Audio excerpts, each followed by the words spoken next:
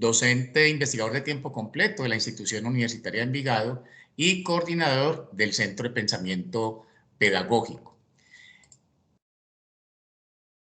El día de hoy vamos a realizar el seminario sobre enseñabilidad de los saberes en torno al tema relacionado con el desarrollo de habilidades blandas. Recordemos que los seminarios sobre enseñabilidad de los saberes son espacios de encuentro para la reflexión en torno a la antropología, la epistemología, la pedagogía y la didáctica de los distintos campos del conocimiento, en torno a los cuales los docentes del municipio de Envigado agenciamos procesos de formación con nuestros estudiantes que den lugar al surgimiento de ciudadanos libres, responsables, respetuosos, apasionados por las ciencias, la filosofía, las artes y la tecnología, que se constituyan en últimas en agentes de transformación cultural que aporten al surgimiento de una cultura en nuestra nación que esté centrada en la conservación de la ética, de la armonía, la inclusión, la equidad, el bienestar y la alegría en el vivir cotidiano. Recordemos que los seminarios sobre enseñabilidad de los saberes los grabamos y los subimos a YouTube para facilitar la participación asincrónica de muchos de nuestros colegas educadores. Le damos gracias a las personas que se han conectado y comenzaré entonces compartiendo la presentación que elaboré para el día de hoy, titulada Habilidades blandas y pedagogía de la mar. Por estos días surgió una inquietud en una reunión de instituciones educativas en relación con el perfil de los egresados de una de ellas. De acuerdo con algunos comentarios de los empleadores, los jóvenes egresados de esta institución exhibían adecuadas habilidades laborales, pero presentaban dificultades en la interacción personal. En ocasiones, dejaban sencillamente de asistir al trabajo, lo abandonaban sin dar explicación alguna, sin una despedida. Utilizando un lenguaje un poco más técnico, podría decirse que los jóvenes estaban saliendo con buenas habilidades duras, pero con pocas habilidades blandas. Las duras, ustedes lo saben más que yo, son las habilidades referidas a los procesos propios del campo profesional, y las blandas son las referidas a la relación consigo mismo, con los otros y con el entorno y con las circunstancias. Disculpen la redundancia. Es decir, las habilidades blandas son las relacionadas con la ética y con un humanismo, con una actitud humana en el fluir de nuestra vida cotidiana. Es decir, están relacionadas con un humanismo. A nosotros nos gusta promover unas posturas humanistas que sean dialógicas. ¿Qué significa eso? Que nos parece muy importante que los humanismos que nosotros asumamos reflexionen sobre sus propios fundamentos. Recordemos que cuando no reflexionamos sobre nuestros propios fundamentos de lo que hacemos, incurrimos en el riesgo de asumir posturas dogmáticas. Bien, a pesar de que el uso de estos términos, el de las habilidades duras y blandas, es natural en nuestro medio, es válido preguntar por la pertinencia desde la que se asignan estos vocablos a estos dos conjuntos de desempeños humanos. Pienso que quizás sea un poco más preciso denominarlos sencillamente habilidades técnico-profesionales y habilidades relacionales humanas. En todo caso, ambas habilidades están imbricadas en el desempeño laboral de las personas. En algunos desempeños habrá más relacionamiento interpersonal, es evidente, y en otros menos. Pero dado que todo desempeño laboral debe inscribirse en un contexto humano de relaciones de mutua conveniencia, que a veces son equitativas y lamentablemente a veces son inequitativas, de todas maneras todos los desempeños laborales implican ambas habilidades, por supuesto, es evidente, las llamadas duras, las técnico-profesionales, y las llamadas blandas, las habilidades éticas y relacionales. Bien, a pesar de que lo blando y lo duro, como tales, expresan la disposición de un cuerpo a dejarse deformar, rayar y penetrar o no, como categorías referidas al dominio conductual del ser humano, en nuestra cultura matriarcal-patriarcal, recordemos que las culturas matriarcales-patriarcales son culturas piramidales, donde se juega el dominio, donde se juega el control. En estas culturas que tanto admiran y cultivan la competencia y la fuerza, pareciera que estos términos de habilidades duras y blandas expresaran como un diferencial valorativo, ¿cierto? Donde las habilidades duras parecieran más valoradas que las blandas. Pero quizá la pertinencia de la utilización de estos términos duro y blando radique en que se considera que el saber técnico es muy específico, mientras que el saber relacionarse implica una plasticidad comportamental o conductual más amplia. No lo sé.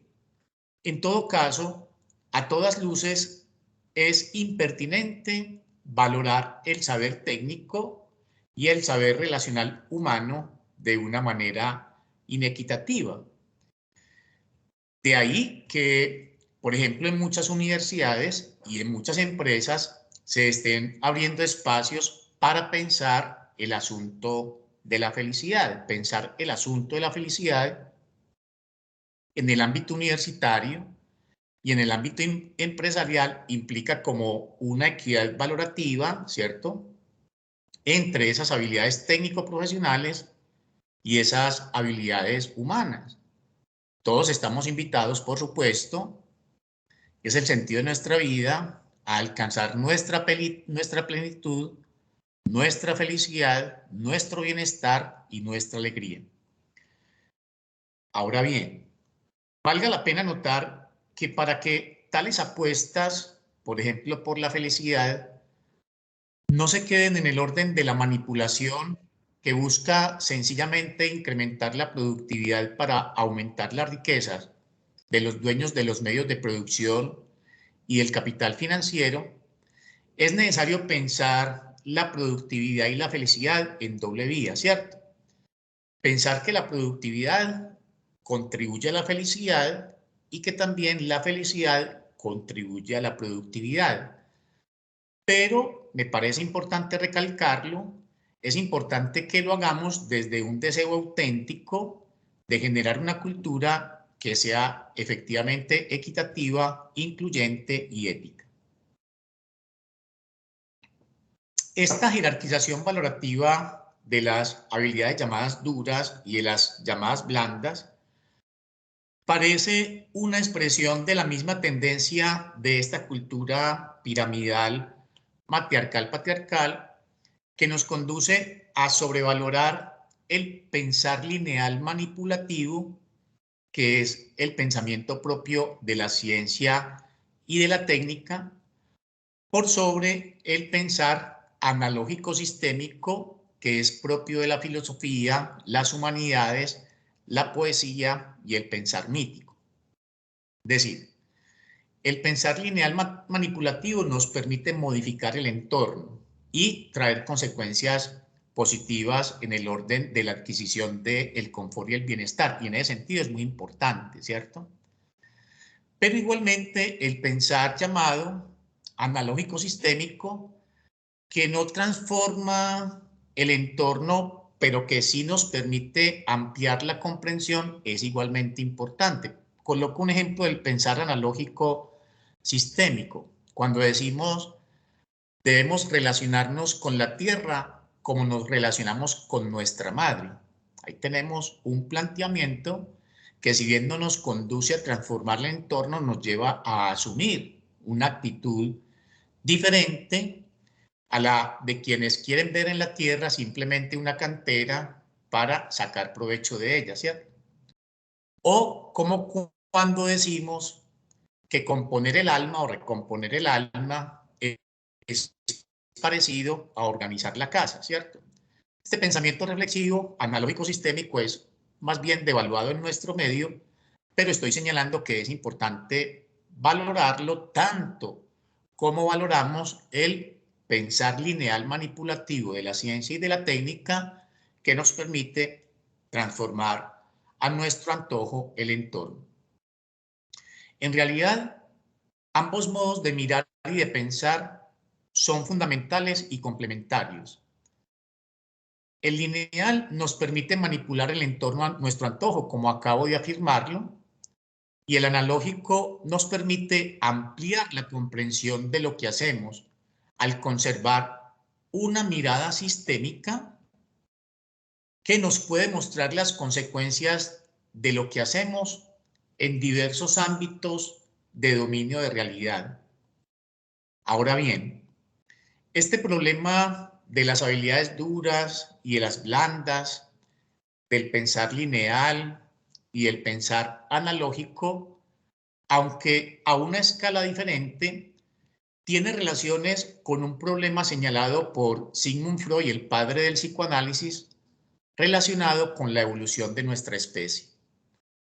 Freud plantea que los seres humanos hemos demostrado a lo largo de la historia que tenemos la capacidad de gobernar las fuerzas de la naturaleza y de defendernos de los embates y de las inclemencias de esta. Sin embargo, afirma Freud, a lo largo de la historia no hemos demostrado tener las capacidades necesarias para gobernar las tendencias agresivas que nos conducen al conflicto, a la agresión y a la guerra. Hay como una relación entre esto que acabamos de plantear, entre las habilidades duras y las blandas, entre el pensar lineal manipulativo de la ciencia y el pensar reflexivo de las humanidades, de la poesía y el mito, con esto que está planteando Freud. Esto ya lo sabían los griegos cuando se referían al hombre como a ese ser misterioso, capaz de gobernar las fuerzas de la naturaleza, pero incapaz de gobernar sus fuerzas instintivas. Jugando un poco con los términos, podemos afirmar que, de acuerdo con Freud, como que los seres humanos somos duros en las habilidades duras, duros para transformar la naturaleza, pero como que somos blandos para cultivar nuestras habilidades blandas, esas que tienen que ver con el relacionamiento con el otro. Evidentemente eso lo indica que la historia que nosotros conocemos de la humanidad, de los griegos para acá, es la sucesión ininterrumpida de confrontaciones bélicas que se justifican desde distintas ideologías. En ambas situaciones, en la de los chicos egresados de la institución que mencionamos al inicio de esta reflexión, como en la de la especie señalada por Freud, la capacidad de relacionarme con el otro, el tipo de vínculo, las dinámicas emocionales que fluyen en el encuentro y la posibilidad de inducir una transformación cultural del tipo de relación que los seres humanos establecemos, me parece que constituye la pregunta de fondo. Efectivamente, la posibilidad de un cambio cultural es la pregunta que surge de la consideración del caso de los egresados y de la distinción hecha por Freud sobre la naturaleza de nuestra especie. Evidentemente, abundan casos todos los días en nuestra sociedad, en nuestros mismos hogares, en nuestros sitios de trabajo y en nuestra nación, que nos llevan a preguntarnos si es posible inducir un cambio significativo en nuestra cultura que cese la producción de sucesos a veces tan dramáticos y tan trágicos. ¿Será posible cambiar el rumbo de tales cosas?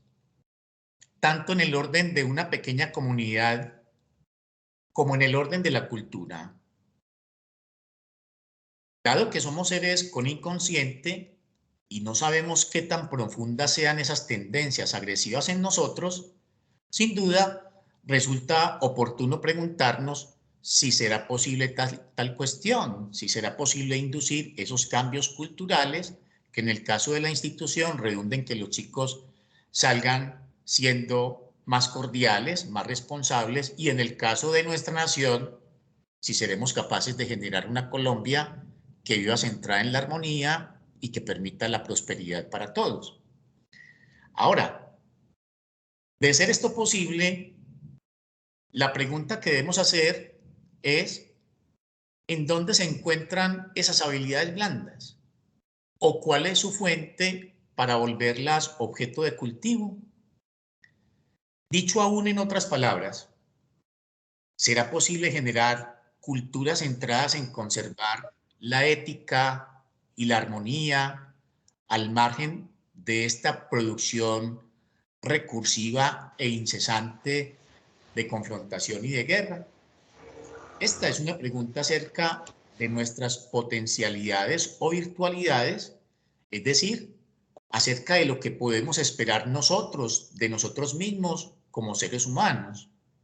Pregunta de cuya respuesta dependerá si se invertirán esfuerzos o no en tales procesos de transformación cultural. De hecho, el humanismo dialógico, ese que reflexiona sobre los fundamentos de nuestra condición humana, pregunta por nuestra condición, por la naturaleza de nuestra constitución y por los procesos variacionales que pueden darse a partir de nuestra condición humana. Todos sabemos que los modos de relación entre seres humanos tienen un sello cultural.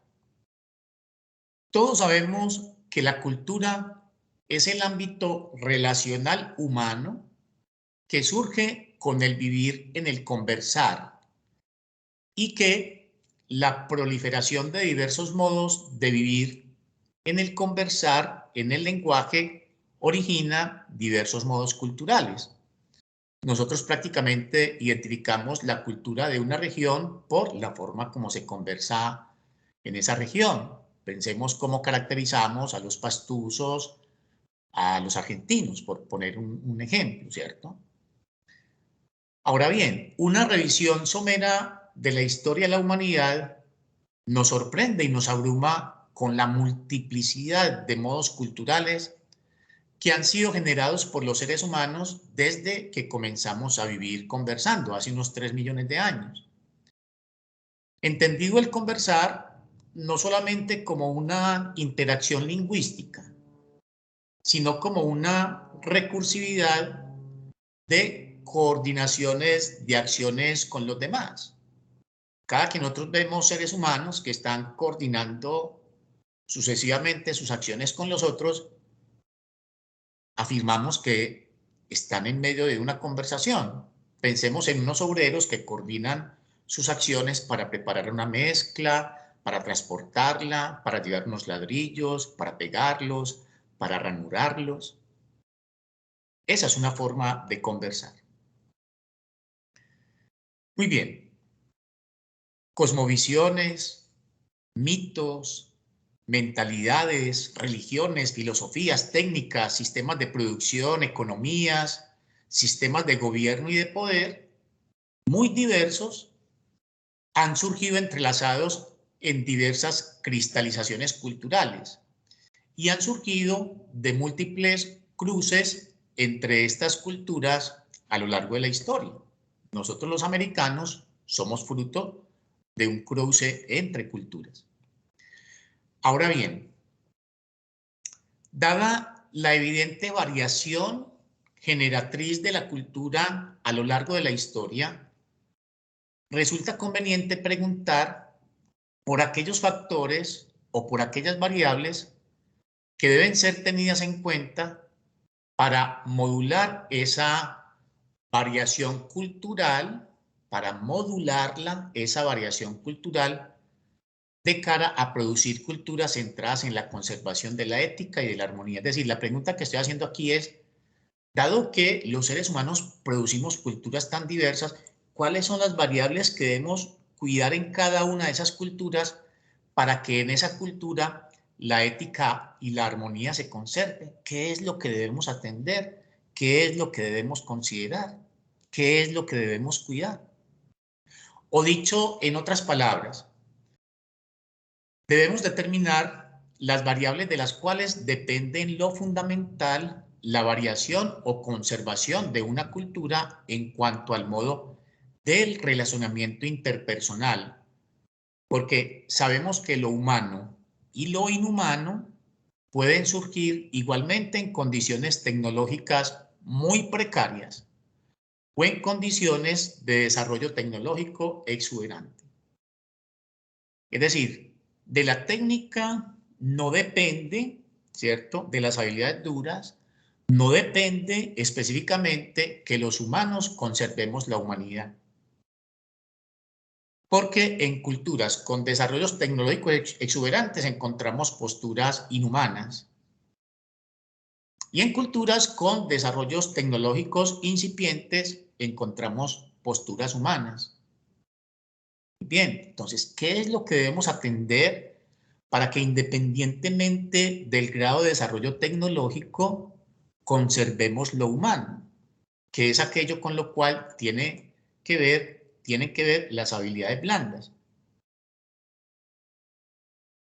Muy bien, entonces avancemos. Afirmemos que las llamadas habilidades blandas o relacionales no son un agregado a nuestra especie. No son una adquisición posterior al surgimiento de lo humano. Los modos de relación consigo mismo y con los demás, desde el reconocimiento y la colaboración, son constitutivos de lo humano. Forman parte fundamental de la matriz originaria generadora del humano, es decir, forman parte de nuestro patrimonio ancestral. Es decir, no se trata de buscar tales orientaciones relacionales denominadas habilidades blandas, ¿dónde están? Sino de recuperarlas. Nuestros niños aún nacen siendo especialistas en todas ellas. Es nuestra cultura matriarcal-patriarcal la que las borra o las que va imponiendo otras sobre ellas mediante la acción pedagógica que ejercemos padres de familia, docentes y medios de comunicación sobre los niños. Es decir, estoy afirmando que los niños nacen especialistas en las habilidades blandas y que nuestra cultura matriarcal-patriarcal, por medio de muchas actuaciones pedagógicas sobre los niños, conscientes o inconscientes, las van disolviendo. Es decir, que es en parte nuestra educación, sobre todo por la vía del agredir en nombre de buenas intenciones, la que estimula, induce o perpetúa una cultura que va a contrapelo, en contravía de esa inclinación biológica cultural constitutiva del humano a vivir en el compartir y en el colaborar. Considerar que el modo relacional característico del surgimiento de nuestra especie fue hostil constituye un gran prejuicio del cual debemos desprendernos. Si así hubiera sido, el lenguaje no habría surgido, dado que él requiere de la cercanía corporal y de la confianza para que aparezca espontáneamente en el fluir del vivir.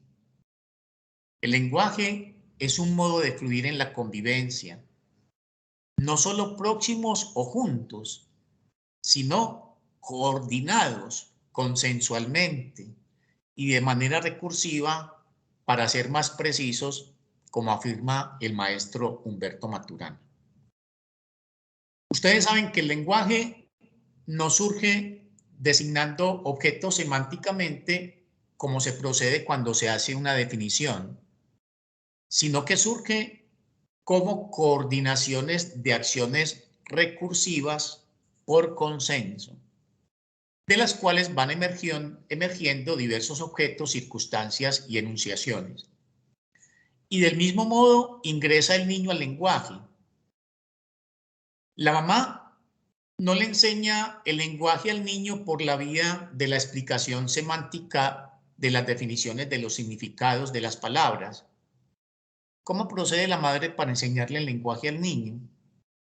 Interactuando con el niño desde el amor y desde el juego, coordinada recursivamente con su madre y con los integrantes de su entorno. Ese es el mecanismo necesario y suficiente para que un bebé ingrese al lenguaje. El lenguaje en lo fundamental es no desarrollar grandes discursos, sino coordinar mis acciones con otros seres humanos. Y de ahí sale la posibilidad de hacer grandes discursos. Maturana plantea que el amor y el juego son las marcas comportamentales de los mamíferos, pero nosotros lo podemos constatar en nuestra vida cotidiana, en nuestros hogares. Por eso nos gusta tener mascotas, porque son amorosas y son juguetonas.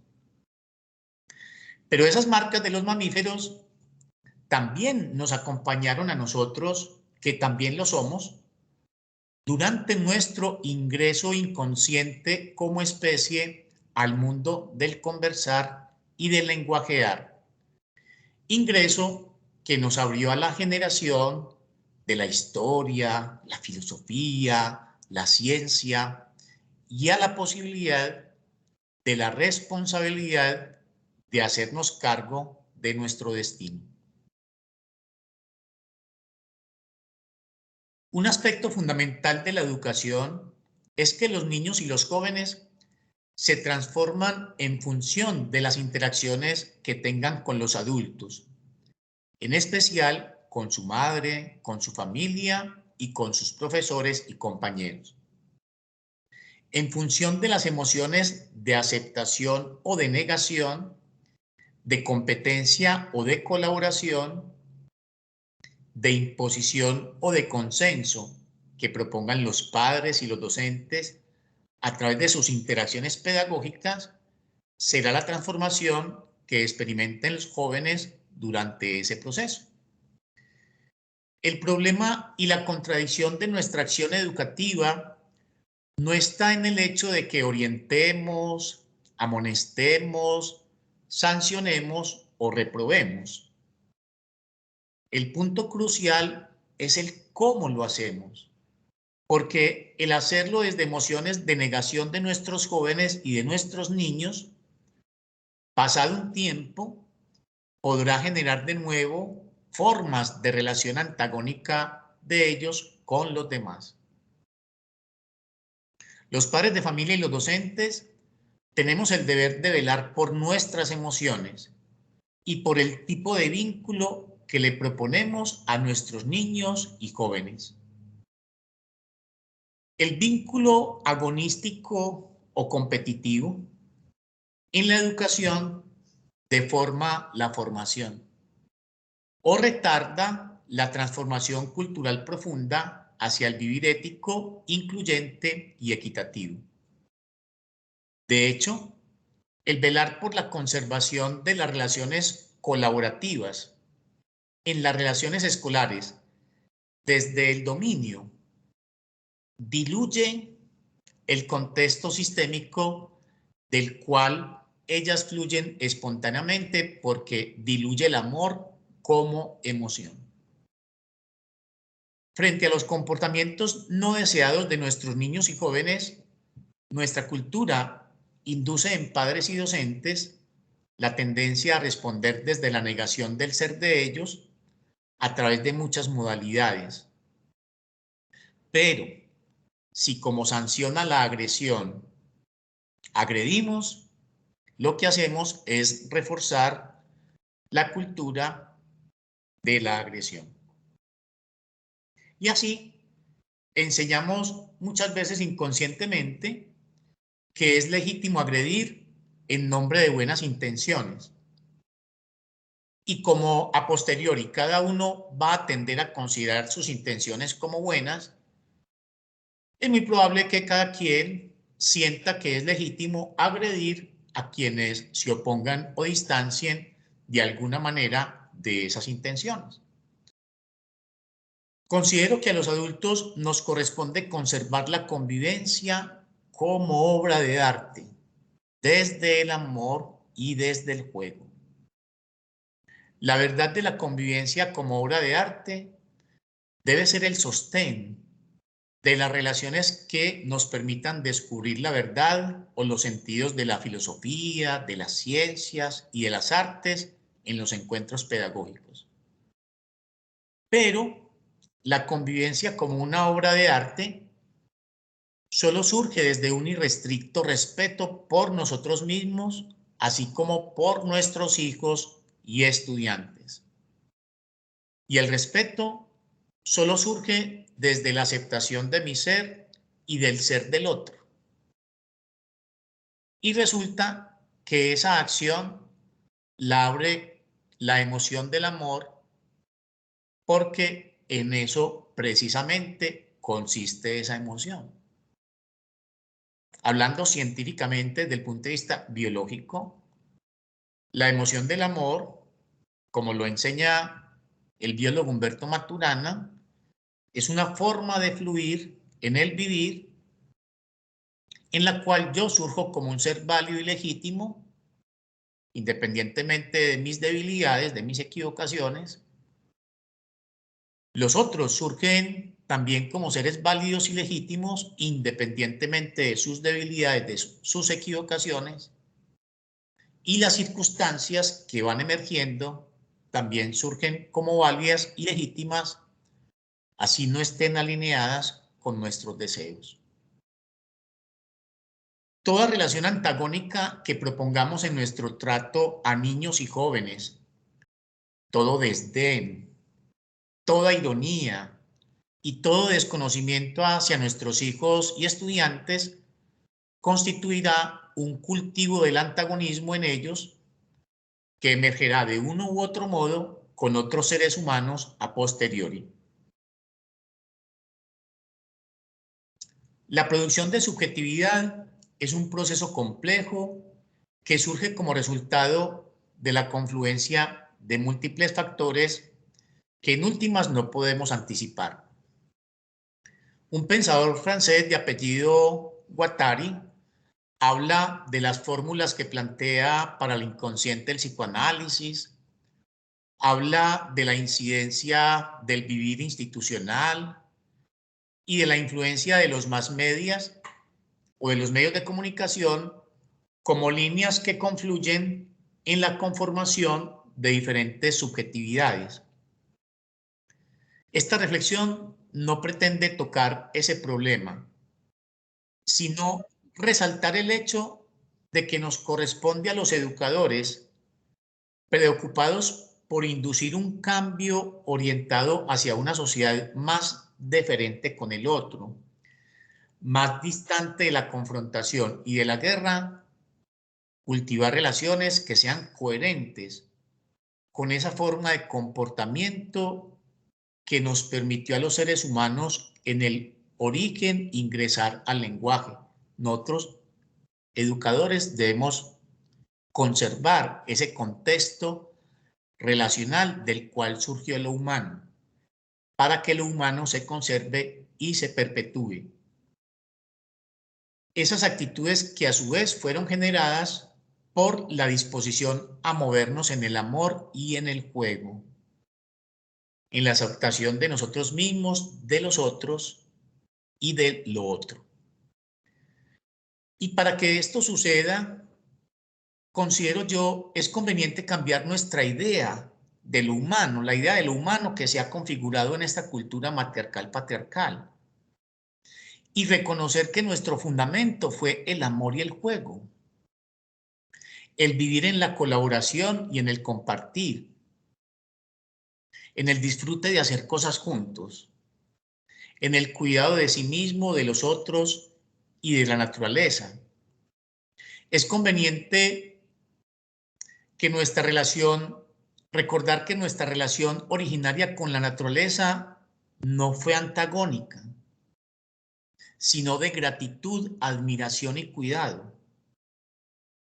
Y que nuestro trasfondo psíquico inconsciente en los albores de la humanidad fue amoroso, en contravía de lo que sostiene el psicoanálisis freudiano. De ahí que el amor sea el mejor educador, porque es su conservación lo que garantiza la conservación de lo humano, en tanto permite la reflexión acerca de cómo estamos haciendo lo que estamos haciendo desde el interés por el bienestar propio y el bienestar del otro. Recordemos que la ética solamente nos llega hasta donde el otro es importante para nosotros. Hasta donde el otro tiene sentido e importancia para mí. El deseo de inducir una actitud más colaborativa y diferente en los chicos, aludidos al comienzo de esta reflexión, tanto como la inducción de una cultura en la que la violencia contra los niños, las mujeres, los hombres y todo ser vivo tienda a cero, requiere del cultivo de una cultura organizacional en nuestras instituciones que conlleve a que directivas, docentes y personal de apoyo administrativo y de funciones varias revisemos el modo como cada quien se relaciona consigo mismo y con los demás. Hay personas que no tienen relación amorosa consigo mismas, personas que no se toleran una equivocación, que se castigan drásticamente una equivocación, que no toleran que el otro, que no aceptan que el otro se equivoque. Es importante inducir una cultura organizacional donde incluso revisemos desde la forma de saludar, de mirar, de escuchar, de integrarnos, de abordar las equivocaciones propias y las de los demás. Es importante realizar una reflexión continua acerca de la cultura que quieren vivir y que queremos vivir de cara a que todos sientan que todos son seres válidos y legítimos. Que se pueda conversar sin imponer y sin conceder, simplemente por el hecho de conceder. Donde no nos molestemos por pensar diferente o porque el otro piense diferente. Donde no castiguemos las equivocaciones como si fueran mentiras. Y donde seamos capaces de ofrecer disculpas por nuestras equivocaciones, no de exigirlas, sino de ofrecerlas. En síntesis, requiere transformar desde la pedagogía del amar las formas de conversar de la organización, pero sobre todo el trasfondo emocional desde el cual dichas conversaciones se practican, de manera que en ellas un observador cualquiera pueda identificar la presencia del amor, del reconocimiento, del compartir y del colaborar como una marca de su cultura organizacional. Bueno, queridos asistentes, esta es la reflexión que traía para el día de hoy. Si alguien tiene algún aporte, tiene alguna pregunta, bien pueda, levante la mano. Este es un espacio para conversar en torno a los temas que nos están convocando.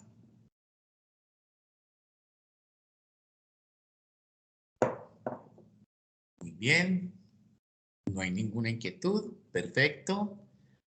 Bueno, entonces vamos a... Buenas tardes. Buenas tardes. Bueno, mi nombre es María Dilma Arias. Quiero hacerte una pregunta. María el concepto que yo tengo de comunicación es aquel que me lleva a que con la persona que estoy tratando de comunicarme cambie de actitud en relación a lo que yo quiero comunicar. Porque se supone que la persona es desconocedora y yo soy la que tengo, digamos, la última información, el conocimiento, etc. Entonces,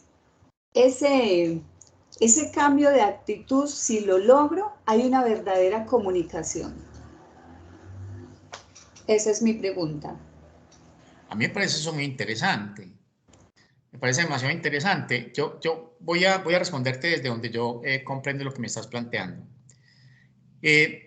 Como pedagogo, en el aula de clase, a mí efectivamente me interesa promover entre mis estudiantes una forma de conversar que les permita a ellos fluir desde sentir que ellos son seres válidos y legítimos. Pero yo cómo logro inducir ese cambio actitudinal. Hay estudiantes que no son capaces de hablar en los cursos de razonamiento lógico y matemático Edilma. Llegan traumatizados. Llegan traumatizados. En estos días una estudiante me decía, profe, yo te quiero dar las gracias.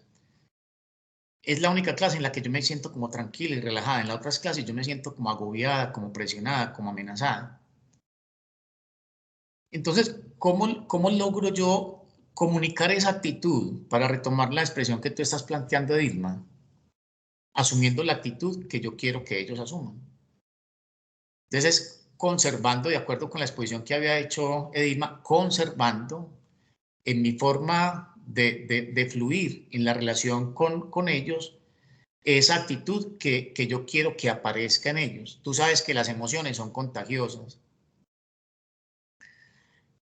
Cuando a uno le plantean una observación acerca de su comportamiento y se la hacen a uno de una manera deferente, digámoslo de una manera cariñosa, o por lo menos candorosa, en uno surge espontáneamente, Dilma, como la gratitud frente a esa persona que vio un comportamiento indeseado en uno y que no por eso invalidó el ser de uno, sino que por el contrario, desde ese respeto incondicional, nos hizo darnos cuenta de eso que estábamos realizando.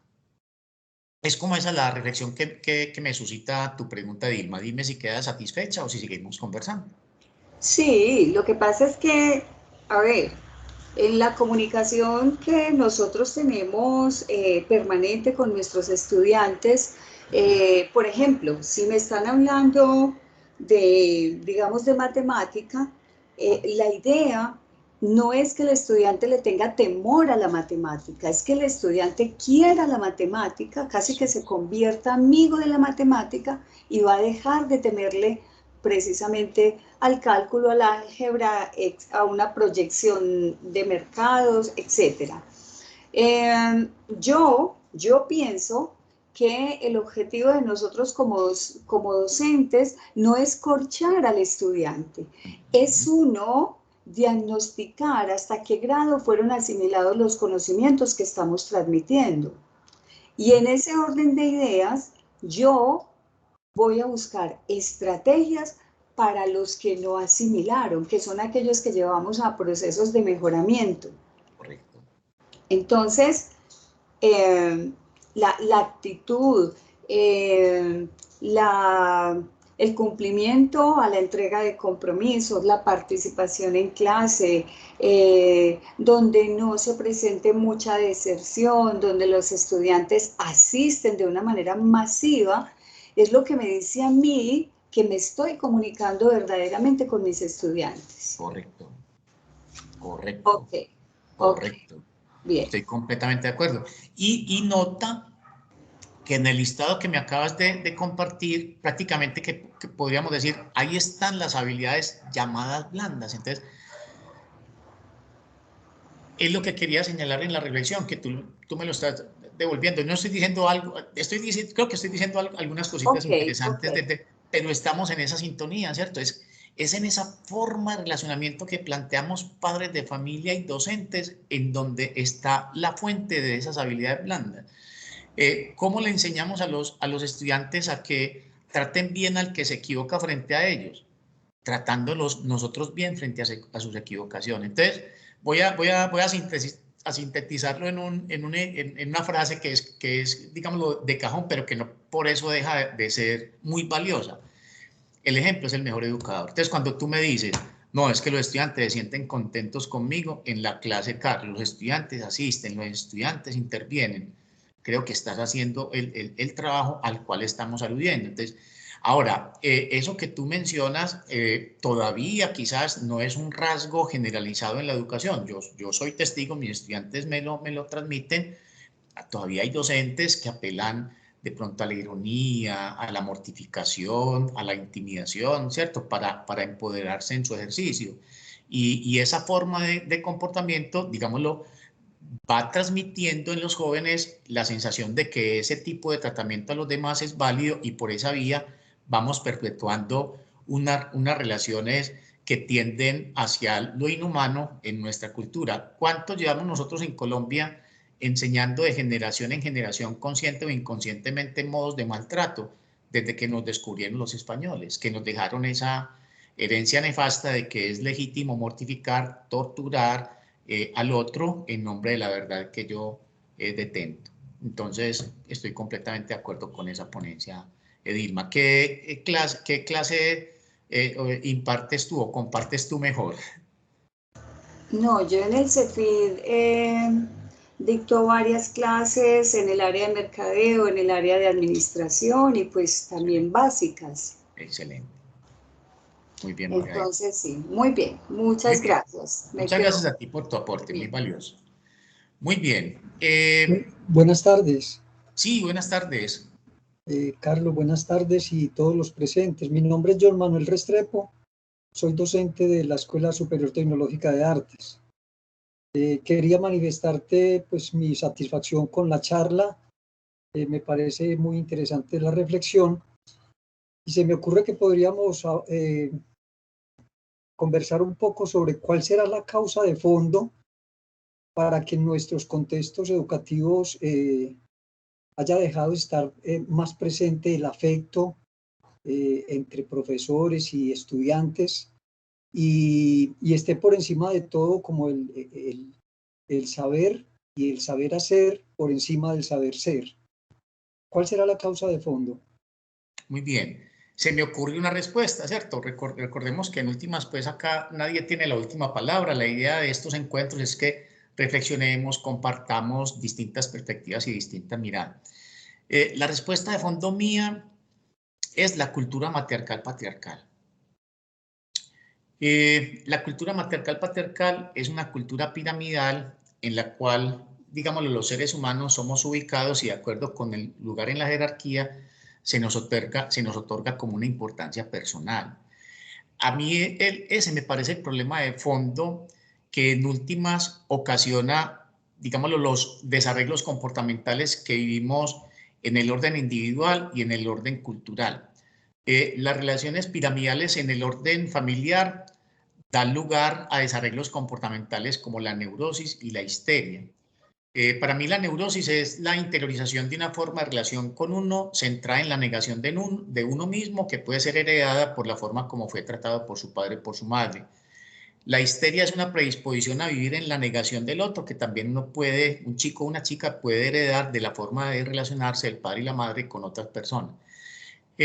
Lo que es la tendencia a la expropiación, a la corrupción, a la deshonestidad, a la competencia, también surgen de estas culturas piramidales. Por eso hacemos alusión, o yo hago alusión, a que esas culturas horizontales, donde no hay importancias personales, a pesar de que se respeten los roles, centradas no en la competencia, sino en la colaboración, etcétera, son las que dan lugar a esas relaciones humanas caracterizadas por la conservación de la ética, la equidad, la inclusión y la armonía.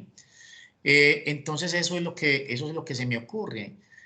Muchas veces en nombre de tener la verdad, apelamos a la imposición, pero cada que nosotros apelamos a la imposición estamos degradando esas relaciones humanas que a nosotros nos complacen.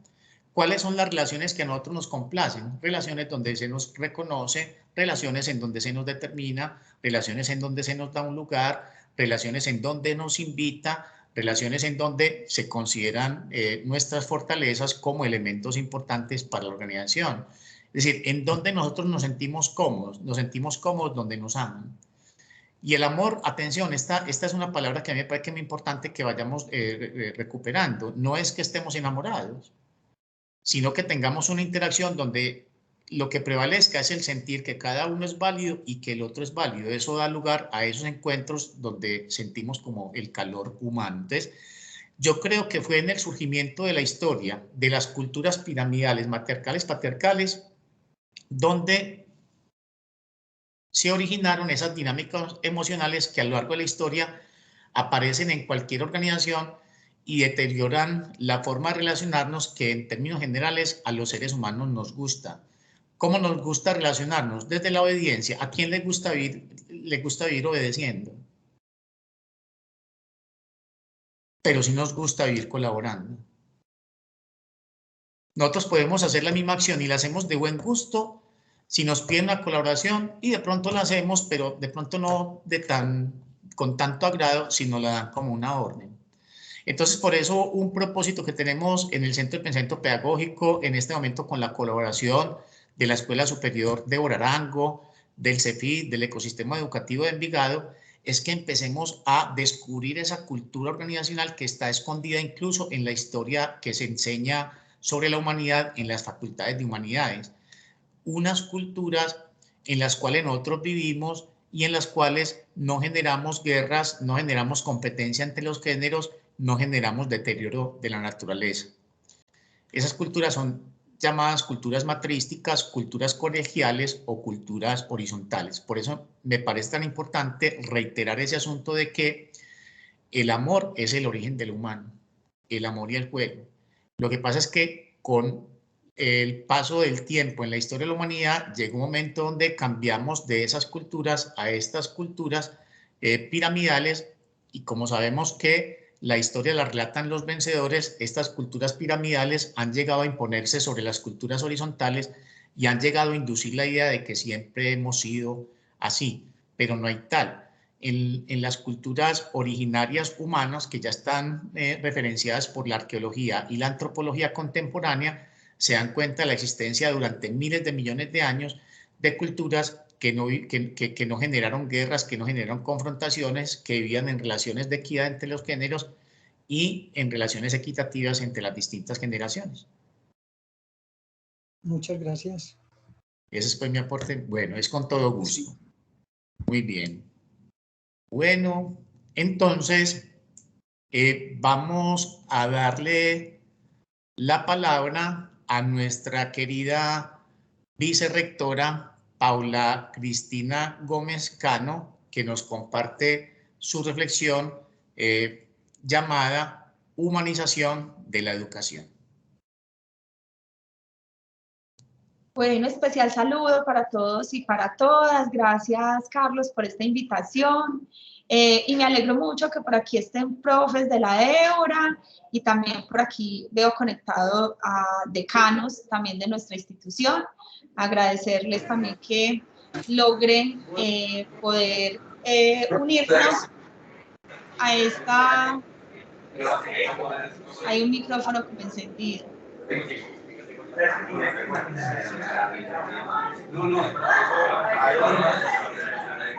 Regalo. Gustavo, tienes el micrófono encendido. Ah, ya. Ahora sí, perfecto. Es otro decano también que se nos conecta a este espacio.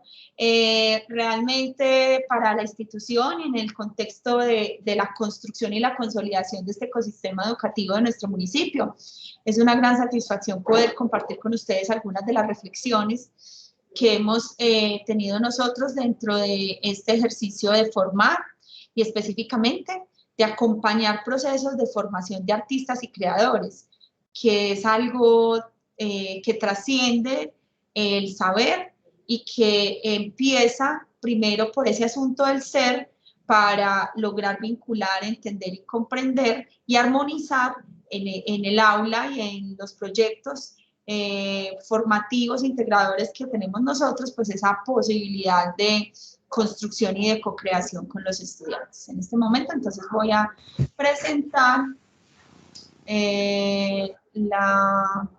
permítame.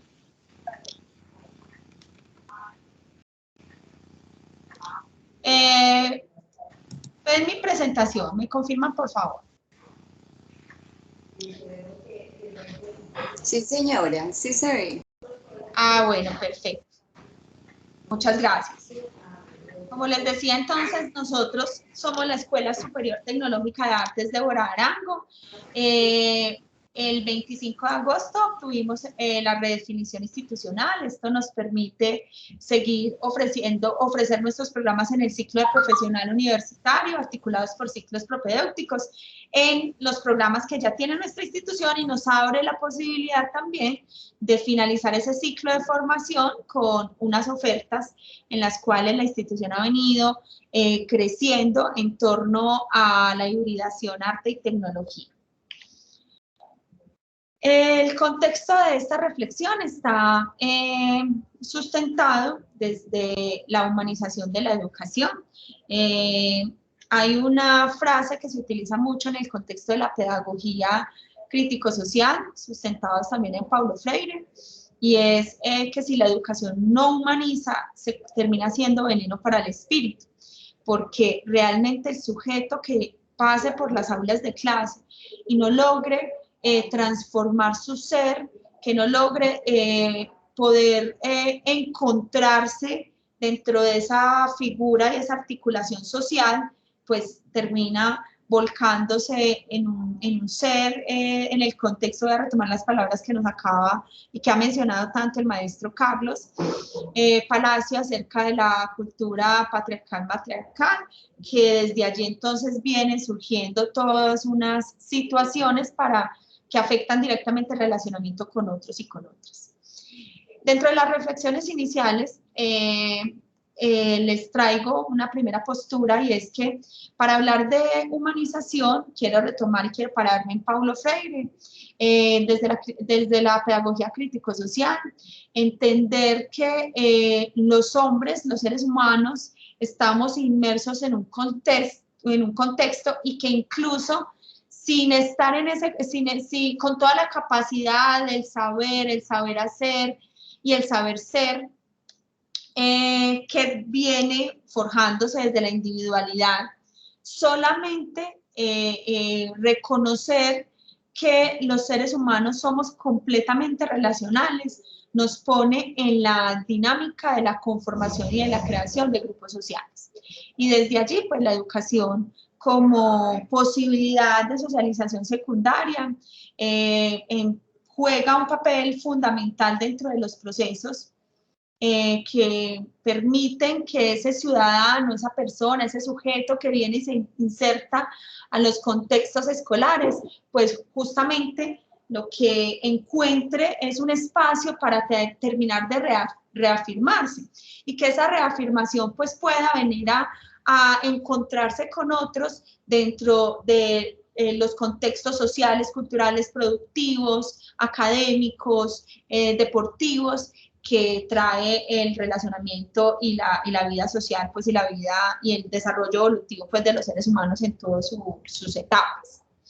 Por otro lado, también sustentados en Freire, traemos una frase en la que él hace en su texto Pedagogía de los Oprimidos, hace una reflexión en torno a cómo entender esa relación entre el estudiante, el maestro, el docente, el alumno, el educador, el educando, basándonos en una línea o tejiendo una línea integradora que permita que ese educador y ese educando puedan tener un poder de transformación real, donde el maestro ahí tiene una gran labor desde la postura del maestro humanista, del educador humanista, porque tiene que creer en el otro, tiene que creer que el otro es capaz de trascender, que el otro está allí, independientemente del contexto en el que el sujeto trae al aula escolar. Si llega al aula, tiene la posibilidad de transformar su vida. Entonces, desde allí, el reto justamente de la educación, y especialmente de la educación, de humanizar la educación, es poder entender que quien viene allí trae toda una historia, pero quien viene allí tiene toda la posibilidad. El maestro tiene que ser ese provocador como lo nombramos nosotros en nuestro modelo pedagógico, ese acompañante de los estudiantes para poder ayudarles o encontrarles o provocarles o moverles ese camino que les permita convertirse y construir y potenciar esa capacidad de creación para la transformación de realidades. En ese sentido, entonces, es necesario humanizar la educación, porque un ser que opera y transforma el mundo en el que vive y convive con él, realmente tiene en sus manos la posibilidad de generar multiplicidad de espacios de tejido social, ¿cierto? Frente a la responsabilidad social que tiene la escuela y esa responsabilidad social dentro del contexto de la humanización, si nosotros reconocemos a ese sujeto como esa persona que tiene en sus manos, no solamente desde el saber o desde el conocimiento técnico, sino también desde esa posibilidad de convertirse en un sujeto que transforma ese contexto en el que se mueve, ese contexto en el que vive. Desde allí entonces es la gran oportunidad para decir que estamos aportando a la construcción de un mundo distinto. Estas reflexiones iniciales entonces nos llevan a la pregunta sobre la humanización, ¿cierto? Entonces, dentro de las premisas iniciales, escuchamos en diferentes diálogos de multiplicidad de sectores que la sociedad está deshumanizada, que la educación ya no es pertinente, que nos engaña, que no nos prepara, que no reconoce el contexto, que no es pertinente, que la escuela dentro de sus valoraciones, calificaciones y evaluaciones, históricamente ha generado fragmentaciones y competencias entre los sujetos, que aunque se generen modelos pedagógicos innovadores, modelos pedagógicos que se sustentan desde las pedagogías activas, en el aula de clase, al interior de la autonomía del maestro, todavía vemos modelos centrados en el profesor, ¿cierto?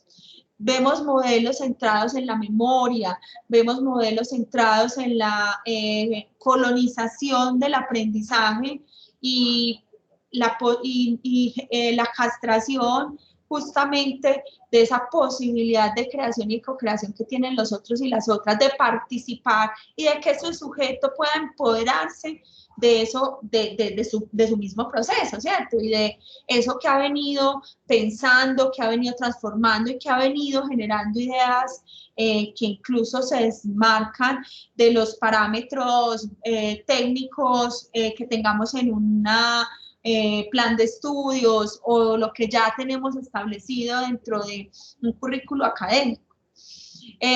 Todo este contexto de la sociedad deshumanizada se articula al nuevo escenario complejo que viven los diferentes sectores y los diferentes lugares donde se ha acompañado el ser humano, ¿cierto? Entonces, asuntos políticos, asuntos religiosos, asuntos culturales, se encuentran en estos momentos en una transformación que ya avanza en unos momentos incluso un poco más rápidos, donde esta pandemia, adicional de todo lo que nos dejó, pues avanzó tremendamente en la conexión con otros y con otras de todo el mundo, pero que agudizó la incertidumbre en los seres humanos, ¿cierto? Y entonces, ¿cómo la escuela hace la lectura justamente de esos momentos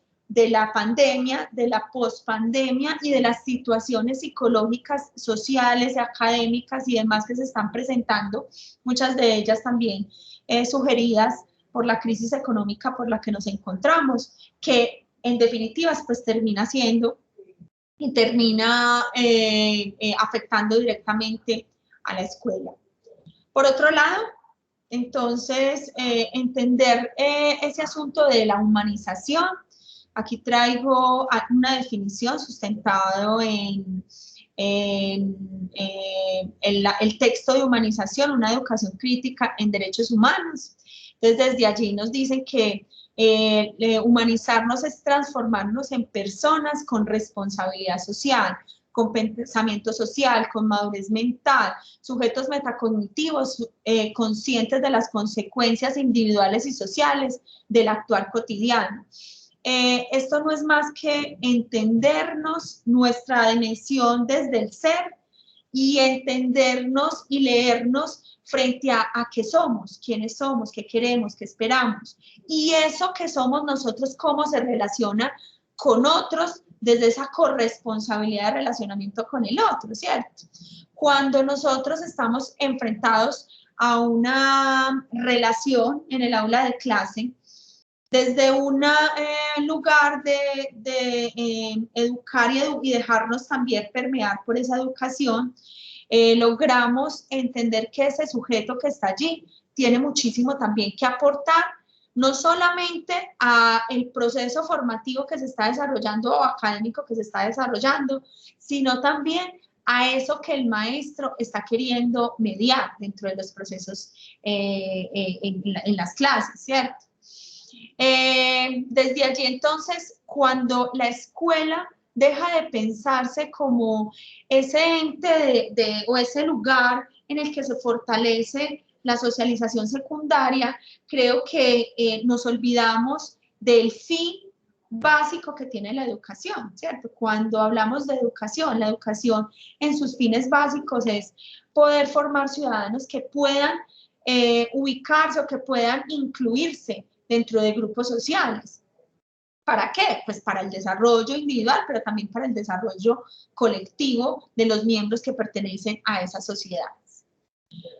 Desde la frase justamente de entonces cómo llevar esta educación, cómo lograr y cómo provocar y cómo sacar de adentro toda esa humanización para que el sujeto pueda no desfragmentarse, sino por el contrario, pueda encontrar en los ambientes académicos o en los ambientes escolares esa posibilidad de seguir creciendo como persona, no solamente en conocimientos, no solamente en avanzar de un año a otro, no solamente en tener una titulación, sino cómo cada día puedo ser una mejor persona, cómo cada día puedo ser un mejor ciudadano, cómo cada día puedo ser un mejor músico, cómo cada día puedo ser un mejor artista visual, cómo puedo generar procesos sociales que permita ese desarrollo de eso que somos. Desde una mirada de amor a los demás, desde el lugar de amarme primero a mí mismo, desde aprender a ser, a convivir, a aprender y a ser conmigo, pero también con otros. Una educación sanadora que parta desde el autoconocimiento del sujeto. ¿Para qué? Para que se puedan dar esos espacios de transformación y de construcción humanizadora de la formación. Así bien, traigo a esta reflexión algunos conceptos, algunos elementos que son fundamentales para poder humanizar la educación. El primero, sin lugar a dudas, es el amor. El amor como expresión en el ámbito académico, en el ámbito educativo formativo, implica dinamizar un lenguaje afectivo, valorativo y significativo para que ese sujeto pueda reconocerse. Y en términos de que pueda autoafirmarse y reconocerse, pues va a tener unas mejores relaciones, una mejor posibilidad de construcción de ese mundo de representación que es el aula de clase, pero también poder extrapolarlo hacia la sociedad. De esta manera, entonces, el amor que defiende la pedagogía desde la humanización se centra en la comprensión, en el entendimiento del contexto de ese sujeto, en la interlocución que permita un diálogo efectivo entre eso que se está queriendo mediar, que es el conocimiento, con ese quien está allí haciendo el canal entre el aprendizaje y el estudiante, y ese estudiante desde esa mirada abierta y amplia como sujeto transformador de la vida y de la sociedad, y en primera instancia pues de su propia vida. El respeto y la valoración de sí mismo, del otro y del entorno, como la realidad única y universal, desde esta ética centrada en la argumentación y no en la normatividad. Desde allí podríamos, creo que, abrir el debate en torno a cómo la escuela, desde una mirada humanizada y humanizante, puede incluir dentro de sus espacios el diálogo y la argumentación como principio básico de construcción. Cuando hablamos de construcción, de ver participativa, cuando hablamos de colaboración, cuando hablamos de estar con otros y con otras, no se da si no permitimos que el otro pueda realmente aportar, ¿cierto? Donde nosotros como maestros provocamos que ese estudiante pueda vincularse, como donde nosotros como profes decimos, hey, vos puedes sacarlo mejor, vos puedes encontrar el camino, y con las herramientas y la responsabilidad también técnica y académica de alta calidad de poder entregarte unos fundamentos muy importantes también desde el saber y desde el saber hacer, pero también desde el saber ser. Encontramos esos caminos para que ese sujeto pueda encontrar argumentos que permitan la construcción y la transformación, no solamente desde el saber, sino también desde el relacionamiento, desde las transformaciones, desde la generación de proyectos, desde las innovaciones, desde la creación de estrategias diferentes para llegar a la construcción de un conocimiento o a la divulgación de conocimiento. Justamente desde esta ética de la argumentación se comprende que en esa interacción que se da en la escuela es muy importante reconocer la percepción de lo que se observa, de lo que acontece, el sentido y el significado, que no es más que una lectura abierta y pertinente de ese contexto. Pero no solamente el contexto como cliché, perdón, ni tampoco el contexto como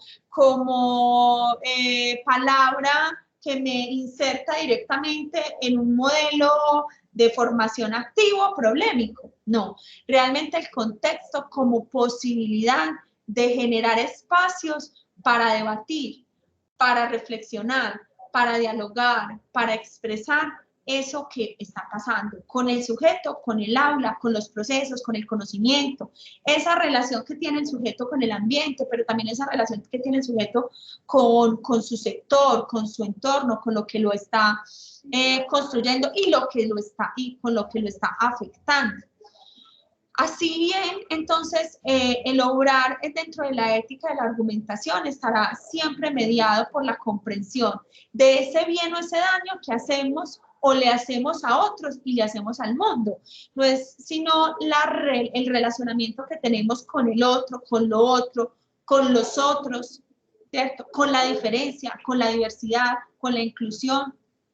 Porque no podríamos hablar de la ética de la argumentación si no tenemos una posibilidad de construir más allá de la obligación normativa, ¿cierto? Que ha estado dada desde lo religioso, lo civil, por temor al castigo, por temor a que me sancionen, por temor a que me van a regañar o me lo van a quitar o me van a meter a la cárcel o me van a hacer un comparendo, sino por el sentido y la construcción de una sociedad con seres humanizados que comprenden la responsabilidad y la importancia de vincularse efectivamente a eso que está generándose o que se está desarrollando justamente en ese momento y que requiere que él tenga una respuesta oportuna y directa dentro de la sociedad o del entorno en el que se esté moviendo.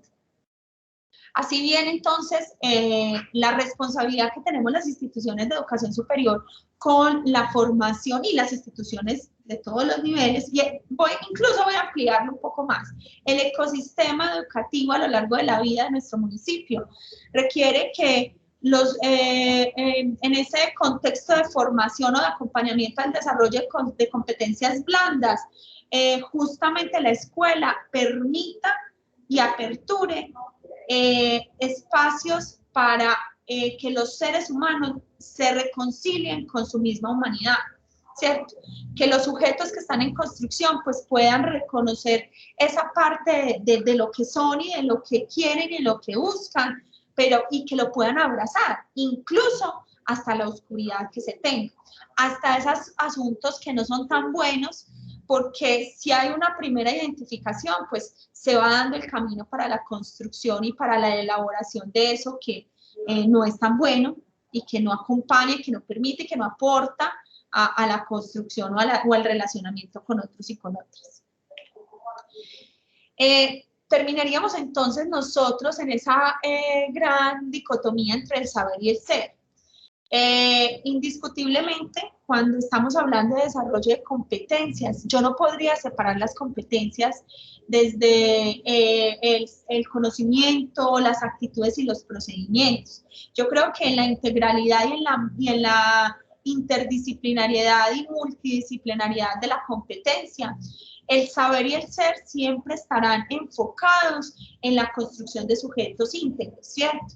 Pero íntegros no como, insisto, clichés, sino íntegros como esa posibilidad de reconciliarme con eso que yo soy, de trascender y de proyectar y proyectarme con otros y con otras para la transformación de sociedades. De esta manera, entonces, el saber y el ser obtienen un significado o se articulan directamente con un principio básico y es de construir vida, ¿cierto? Si hay sujetos, si aquí a los ambientes académicos y escolares llegan sujetos en primera infancia con esa ilusión, con esas ganas, con esa emoción, ¿cómo la escuela llega a deshumanizarse tanto que el sujeto va perdiendo esa alegría de vivir? Va perdiendo esa alegría de encontrarse y de abrazarse y de disfrutar eso para lo cual se está formando y termina encaminándose en esa vida o en esa ruta del conocimiento formal, de que duele, de que es difícil, de que el que no se esfuerce no lo alcanza, desde el que tengo que sufrir para poder desarrollarlo, todas esas palabras hostiles que nosotros hemos encontrado en nuestros ambientes escolares y académicos que se olvidan de que lo básico es vivir. De esta manera, entonces, la apuesta entre la articulación entre el saber y el ser es poder encontrar ese derecho a vivir con calidad, con dignidad para construir una mejor sociedad. Así bien, el rol de la escuela en el contexto de ser y de humanizar y de reflexionarse siempre y de pensarse como una escuela que humaniza, encuentra en cada uno de los actores la posibilidad de que pueda pensarse, repensarse, de que se entienda, de que se confronte, pero sobre todo de que aporte a esa construcción y a esa co-creación que se está desarrollando en cada uno de los ambientes académicos y escolares. Finalmente, humanizar la escuela implica construir sentidos, el por qué, el cómo llenar estos significados, estos sentidos para la comprensión de un progreso que no solamente es individual, sino que es colectivo. Una escuela que desde la educación inicial conduzca a la comprensión del entramado social en su multiplicidad de elementos, desde lo ambiental, desde lo social, desde lo cultural, desde lo productivo, desde la innovación, desde la tecnología. El diálogo fundamental como mediador o instrumento privilegiado para llevar adelante los diferentes argumentos y la construcción de esa ética desde la argumentación, para que finalmente podamos aprender a vivir juntos, aprendamos a vivir con otros y con otras, en esa idea o en esa responsabilidad que tiene la educación de enseñar la diversidad, la inclusión, la diferencia, para tomar conciencia entre esas semejanzas, esas diferencias y esa interdependencia que tenemos los seres humanos, que es lo que nos permite poder movernos en los diferentes lugares que son comunes, pero también a veces son diferentes, y desde ese lugar pues poder encontrarnos y aportar, ¿cierto? No es responsabilidad de otros construir un mundo mejor, empieza con esa responsabilidad individual de cada uno y cada una para poder aportar a esa modificación, a ese cambio de tejido social. En la Débora tenemos un eslogan y es "Mi corazón es Débora", porque dentro de las relaciones que tejemos, no solamente con los estudiantes, los docentes y las personas que hacemos parte de esta institución, es porque con los estudiantes y desde nuestro modelo pedagógico generamos unos espacios, unos escenarios para construir con ellos, donde el estudiante se convierte en ese líder del aprendizaje y el maestro en ese mediador y en ese provocador para ir generando diferentes propuestas que le permitan volverse primero una mejor persona, un excelente sujeto que antes que ser profesional, justamente lo primero que hace es tener el corazón abierto para aportarle a la sociedad desde la multiplicidad de las prácticas artísticas, creativas y culturales. Y en este momento quisiera retomar las palabras de nuestro decano Gustavo Díaz, donde dice: alguna vez ellos aprenderán a tocar guitarra, pero lo primero que les tenemos que enseñar es a ser buenas personas, a ser buenos sujetos y a ser sujetos que aporten a la construcción de un mejor tejido social. Muchísimas gracias y quedo entonces aquí abierta a que abramos, pues a que conversemos un poco acerca de estas reflexiones que les traemos el día de hoy. Muy bien, apreciada Paola, muchas gracias por esa ponencia tan rica, tan atractiva, tan inteligente, esa invitación a conservar, digámoslo, ese carácter de ser buenos humanos a través de la conservación de nuestra naturaleza constitutiva de ser seres amorosos, Excelente, si alguien quiere hacer algún aporte, alguna pregunta a Paula.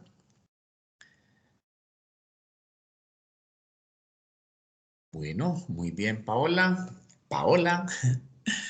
muchas gracias. Vamos entonces a darle lugar. Con todo gusto. Muy querida, excelente. Vamos a darle lugar entonces la palabra al psicólogo Juan Carlos Posada, docente universitario y creador del blog Yo Creo que creo que ustedes han leído y se han encontrado en El Colombiano y en las redes sociales.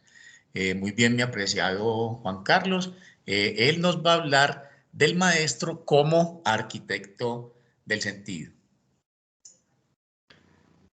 Carlos, muy buenas tardes, gracias por tu invitación. A los asistentes, muchas gracias por su presencia. Y espero en este tiempo ofrecer algunas reflexiones que son muy personales de mi vivencia como profe, que de alguna manera iluminen y llenen el corazón de ánimo y sobre todo de alegría en este proceso de ser maestro. Espero que la pantalla se esté observando. ¿Me das una indicación, Carlos, si se observa mi presentación? Sí, Juan Carlos, perfectamente. Perfecto. Yo quiero ser muy breve, bueno y sustancioso, como dice el poema. Quiero comenzar la conversación contándoles una anécdota personal. Cuando yo estaba joven y veía televisión y había un programa que se llamaba Alcance la Estrella, lo dirigía y presentaba Saúl García. Saúl García era un hombre muy polifacético, además de ser arquitecto también sabía de culinaria, tenía otro programa que se llamaba Saúl en la olla.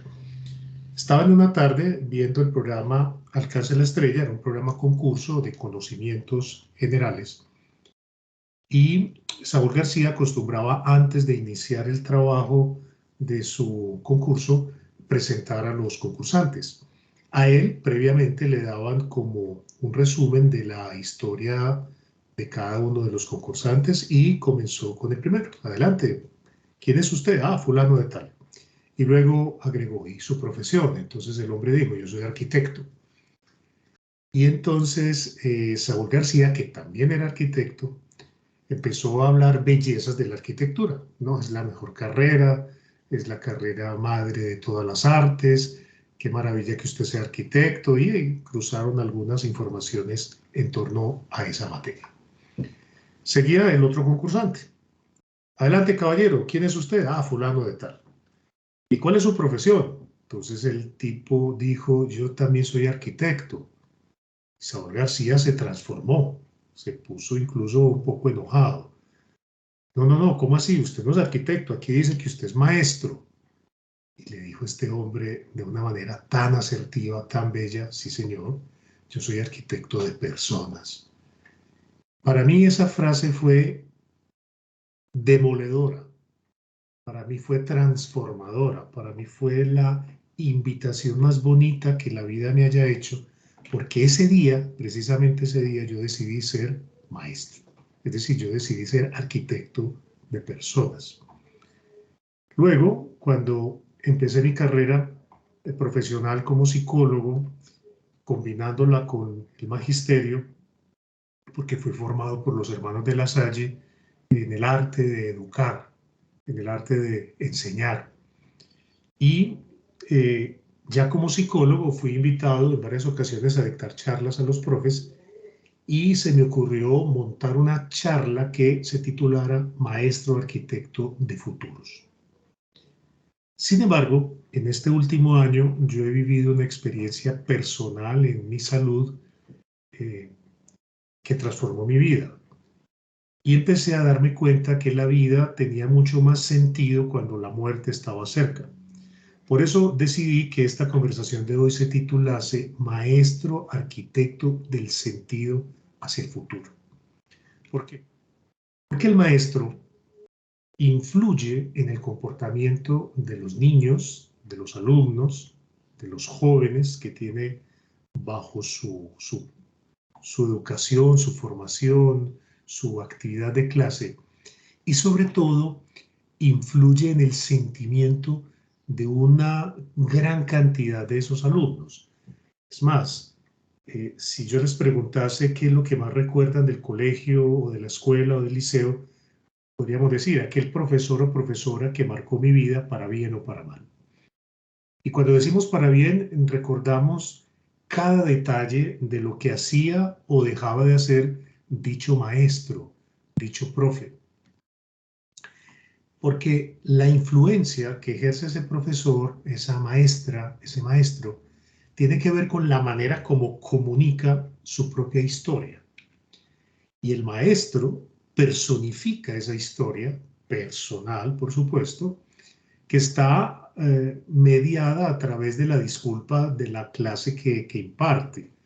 Es decir, lo importante no es hablar de biología, de castellano, de una lengua extranjera, lo importante no es hablar de física, de química, lo importante es hablar de la vida y de la humanización y de ese contacto y de ese ir y venir de influencias donde la materia que se dicta es la gran disculpa.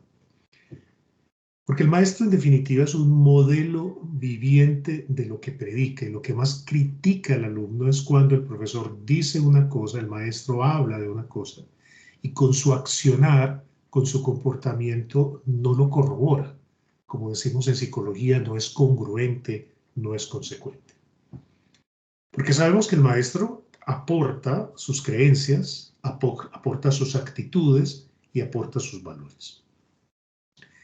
Sabemos que la mayoría de los maestros exitosos tienen una esfera emocional muy poderosa y muy desarrollada, es decir, son inteligentes emocionales. Porque el maestro renace en sabiduría propia, personal, en autoconocimiento, con cada experiencia, con cada intercambio que va teniendo con esa multiplicidad de características de los alumnos. Yo pienso que a mí me ha formado mejor como maestro cada alumno difícil que he tenido en el aula de clase. ¿Por qué? Porque pone a prueba mi capacidad de ayudarle a ese alumno a trascender. Ser maestro entonces es un proceso dentro de la esfera intelectual, claro, pero es más un proceso emocional, es un proceso físico, es un proceso que se hereda y es un proceso que se aprende. Yo diría que muchos de nosotros nacimos maestros y que la vocación la fuimos sintiendo porque al sentirnos maestros fuimos capacitándonos en ese arte y en ese maravilloso oficio. ¿Qué es lo que hace un maestro? Orienta, y orienta los distintos proyectos de vida de sus alumnos. ¿Y cómo lo hace? Cuando ese maestro tiene una mirada profunda del mundo, cuando ese maestro tiene una mirada profunda de sí mismo y cuando es capaz de leer y transformar la historia. Porque educar, ya lo hemos dicho, no es solo transmitir un conocimiento. Educar es ser capaz de crear el conocimiento en compañía. Cuando estuve en la India, tuve una experiencia muy impresionante porque me presenté como psicólogo y todos los allí presentes se reían de mí, se burlaban de mí. Y yo no entendía. Alguna persona se me acercó muy querida y me decía, es que psicología, psicólogo, eso no sirve de nada a menos que usted despierte el psicólogo interior que vive dentro de cada uno. Bueno, yo aprendí esa lección. Ser capaz de despertar el sabio interior que cada uno de nosotros porta. Sin embargo, y aquí viene lo interesante de la anécdota, cuando seguí hablando de mí mismo, porque me pedían que hablara un poco más sobre lo que yo hacía, dije, yo soy profesor. Y en ese momento, las personas que estaban a mi alrededor hicieron una reverencia y hubo un cambio en la mirada que tenían sobre mí. Resulta que es que en la India es muchísimo más importante ser profesor que ser doctor.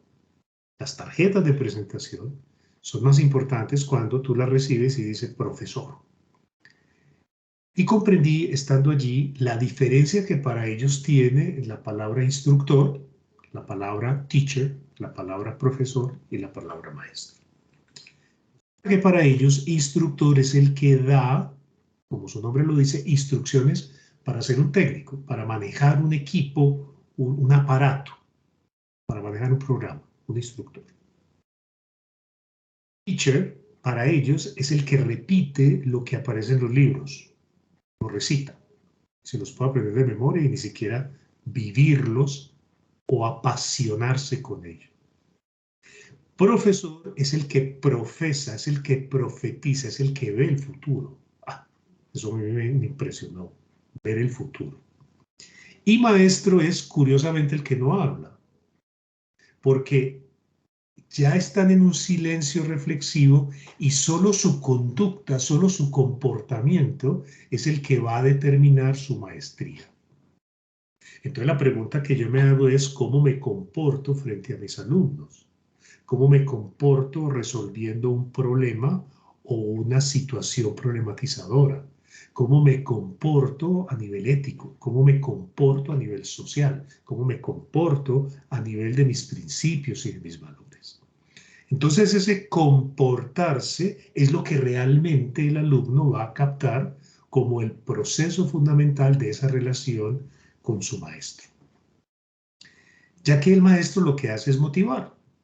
¿Para qué? Para que ese alumno investigue más, sepa más, pregunte más, conozca más y sobre todo ame lo que está conociendo, ame el proceso de estar conociendo y en primer lugar de estar conociéndose. El primer objeto de estudio soy yo mismo, en relación conmigo mismo, en relación con los demás y en relación con la naturaleza.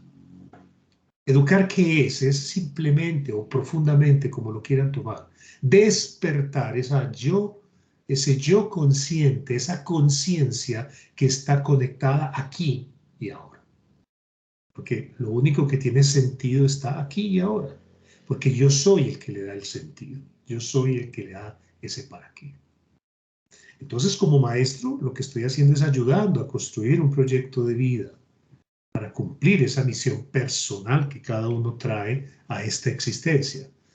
Y educar significa incluso ayudarle al alumno a hacer reflexiones desde el silencio para que en medio de ese silencio permita escuchar a otros y escucharse en medio de otros.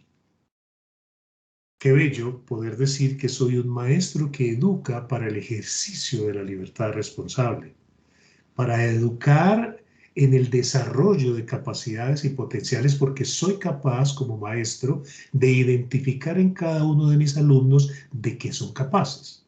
Sería un error pretender que todos mis alumnos sepan de matemáticas, sepan de lengua castellana, sepan de física, de química, de biología, de cálculo. No.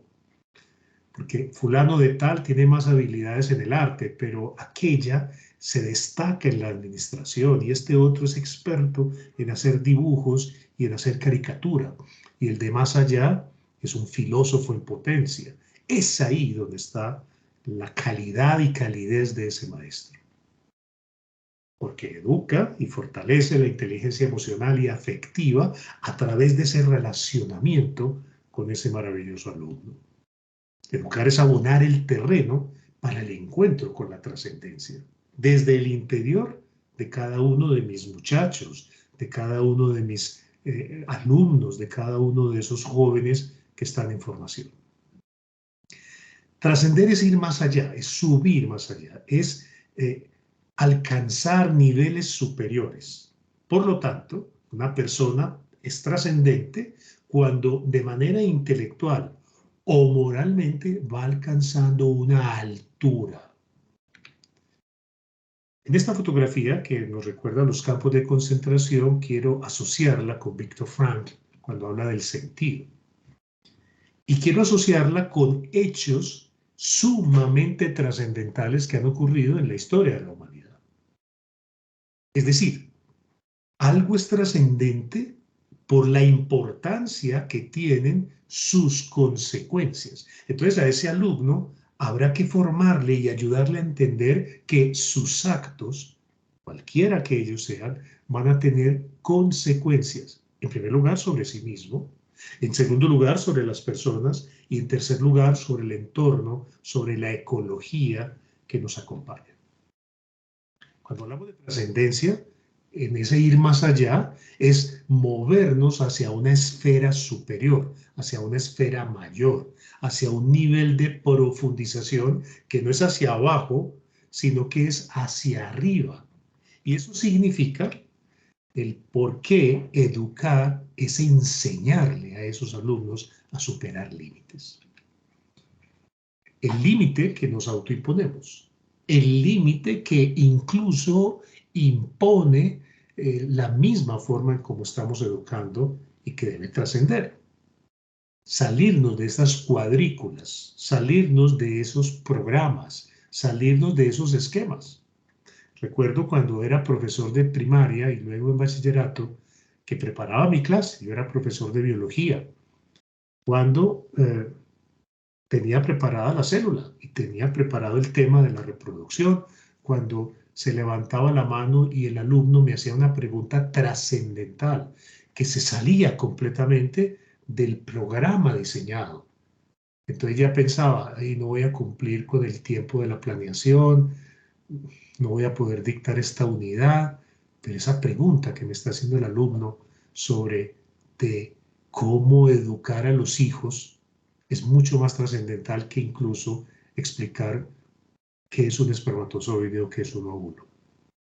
Allí, el deseo del maestro tiene que ser ir más allá, conocer más allá.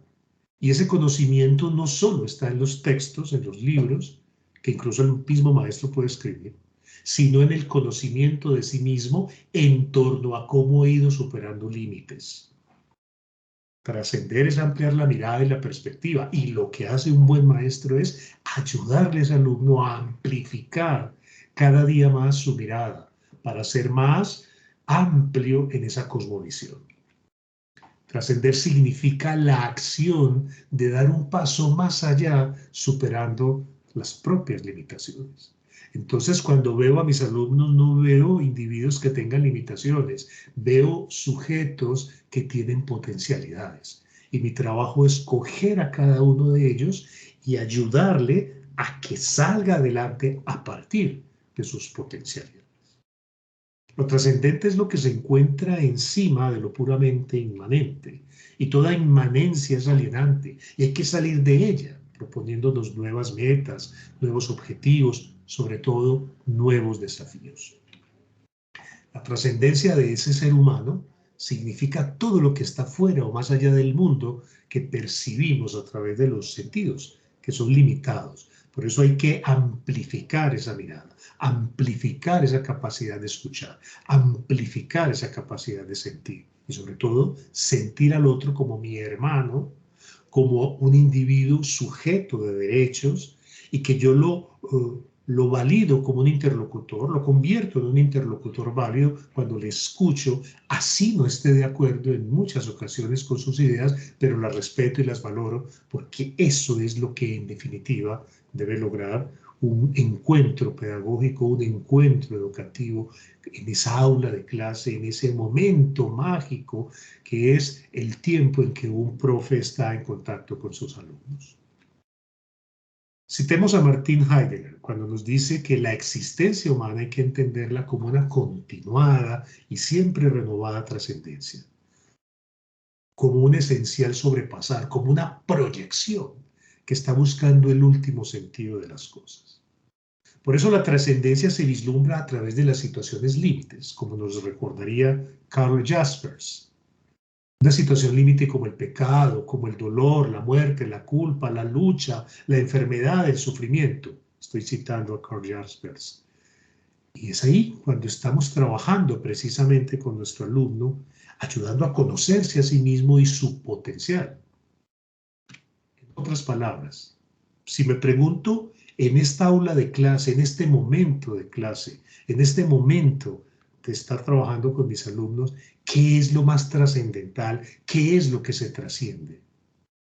¿Qué son esos límites que se supone que se deben traspasar? Sabemos que toda relación con el otro tiene elementos inmanentes que, como ya explicamos, son alienantes o son limitantes, y por lo tanto, lo primero que ese maestro va a enseñar es a trascender el yo al abrirse a otros. Y soy yo el primero, como maestro, que debo lograr esa amplitud, esa apertura para escuchar y aceptar la presencia de otros. Trascender el presente, comprendiendo el pasado, preparando el futuro. Trascender valores materiales, trascender incluso cosas, objetos, el mismo cuerpo, el dinero, porque estamos en una sociedad que está demasiado limitada por ese tipo de elementos que los jóvenes hoy creen son el paradigma de la felicidad. El maestro habrá de enseñar que hay que ir más allá de objetos, más allá del cuerpo, más allá del dinero, más allá incluso del propio conocimiento intelectual, que se vuelve como una panacea, sobre todo en nuestro ámbito académico intelectual. Valores como el silencio, como la contemplación, como el uso adecuado de ese tiempo libre, como el placer infinito de una exquisita conversación con un otro, el placer y el valor de la meditación, trascender incluso la misma muerte. Y no me refiero solo a la muerte física, la muerte de una relación de pareja, la muerte de una relación comercial, la muerte de una imagen o la muerte misma de partes del cuerpo. Enseñarle a ese joven a trascender sus pasiones, a trascender desde el ejercicio de una libertad que nace más allá de la satisfacción de un placer o deseo inmediato.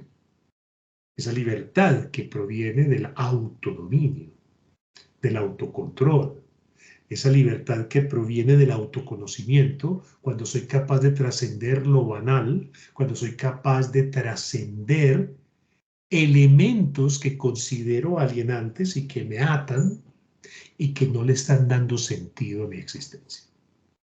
Por eso en una sociedad que se ha capitalizado, una sociedad que se ha materializado, una sociedad que está pensando en tener más que en el ser, es ahí donde el maestro tiene un enorme protagonismo cuando quiere humanizar esa relación y darle sentido a lo que es ser humano.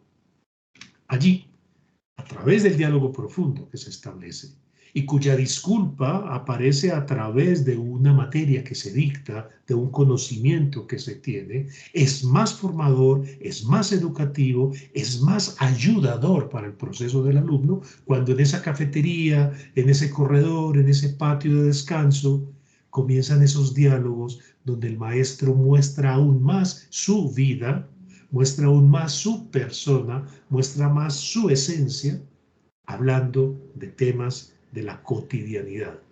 Claro, el profesor de matemática le va posiblemente a dar un toque matemático, el de física y el de química. Pero lo más importante es que es el ser humano el que le enseña a esos jóvenes el sagrado arte de vivir. ¿Cómo? Motivando el silencio, enseñando a contemplar y admirar la naturaleza, que es el objeto de estudio. Eso es lo que se estudia en una aula de clase. Se estudia la naturaleza, se estudia la humanidad, se estudia la historia, se estudia lo social, se estudia el comportamiento, se estudia lo espiritual. Allí, al desarrollar esa paz interior, esa armonía interior que proviene de un maestro armonizado, es posible enseñar símbolos, enseñar significado, enseñar los poderes que tienen los rituales, sobre todo los rituales de paso, que es un tema que quizás en otras charlas ustedes podrán debatir y conversar.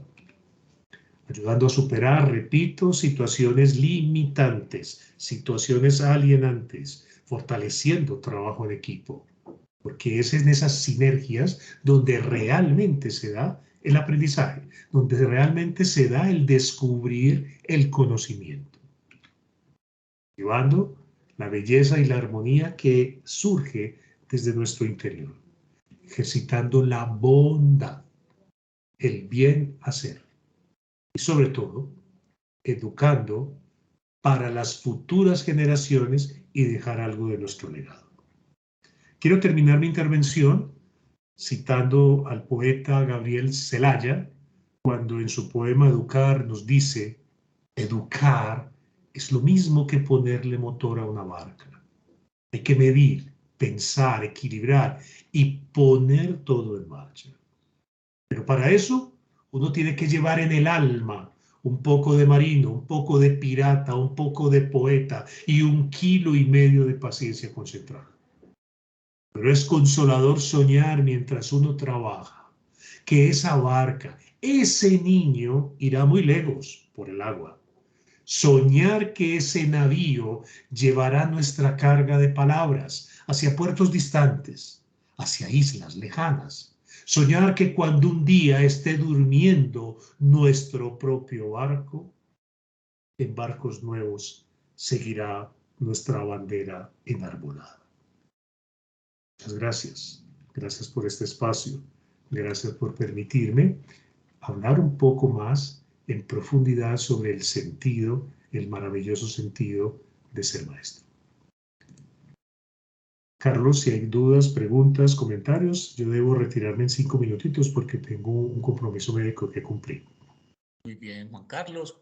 Muchas gracias por tu valiosa y sabia intervención. Si alguien tiene alguna pregunta, algún comentario para Juan Carlos, pueden hacer uso de la palabra. Buenas tardes. Buenas tardes. Buenas, María Catalina. Bueno, lo primero, wow, qué intervención tan amena, tan agradable, tan profunda. Creo que nos llevaste a trascender con el pensamiento. Mira, una de mis asignaturas es proyecto de vida. Y ese proyecto de vida, pues en diferentes programas. El desafío que yo entiendo es llevar ese proyecto de vida articulado al programa en el que se están formando los estudiantes. Y he logrado muy buenos resultados en el sentido que toco mucha profundidad en los estudiantes. Y terminan, es una asignatura, digamos, relativamente corta, por lo tanto también eso es un límite, otro desafío, pero mis estudiantes terminan muy convencidos y muy, yo diría que agradecidos de haber abierto como expectativas frente hasta dónde ellos quieren llevar ese proyecto de vida. Que muchas veces entendemos proyecto de vida, eso lo vimos por allá en la primaria. o por allá empezando la secundaria. De verdad, nosotros como docentes cada día es un desafío con nuestros estudiantes y pues lograr en ellos precisamente que todos vamos a la par, porque todas las personas son diferentes y traen una historia que no siempre va a ser de aleluya, de alegría, ¿sí? Vienen pesares, vienen hogares desarticulados y yo con esta asignatura me siento muy cómoda y la respuesta de mis estudiantes me hacen sentir, digamos, satisfecha. Entonces articulo eso con todo este pensamiento hasta donde nos llevó maestro y no, por Dios, muchas gracias, gracias. A ti me dejas sin palabras, qué lindo tu comentario y tan profundo también. Y tienes una tarea hermosa con ese proyecto de vida. María Catalina Mejía Sosa. Correcto. Profe, mi gratitud. Gratitud infinita. Usted dijo algo que me dejó pensando. Usted decía que el maestro suele estar en silencio reflexivo y solo su conducta enseña. Y eso me pareció muy bello. Indica que usted lo ha hecho y eso se nota. Y otra cosa muy bonita que dijo y que me dejo para reflexionar es el ser capaz de despertar el sabio interno y ser capaz de respetar también el niño interno y el ser interno de nuestros alumnos y de todos los seres. Es algo que a veces el maestro, como usted lo decía, por cumplir con una cantidad de cosas olvida. Y que en este contexto, donde los chicos están siendo vulnerados, venimos de una pandemia, se hace indispensable. Yo he sido múltiples veces regañada por detener la clase para preguntarle a un chico qué le pasó, y lo seguiré siendo. Pero creo que en ese momento, cuando a un chico le robaron el celular, cuando una mamá acaba de irse para un hospital, es más importante eso. Entonces, yo me quedé con ganas de más, le pido disculpas por haber ingresado tarde, pero mi gratitud infinita. Estaba precisamente viendo algo con la Fundación Terpel que estamos montando y era sobre el autocuidado para algo que vamos a presentarnos con unos chicos. Yo trabajo en el comercial, pero trabajo en un nocturno en el CLEI, con unas condiciones muy especiales. Entonces, mi invitación es que quisiera seguir y le agradezco mucho con eso del sabio interno.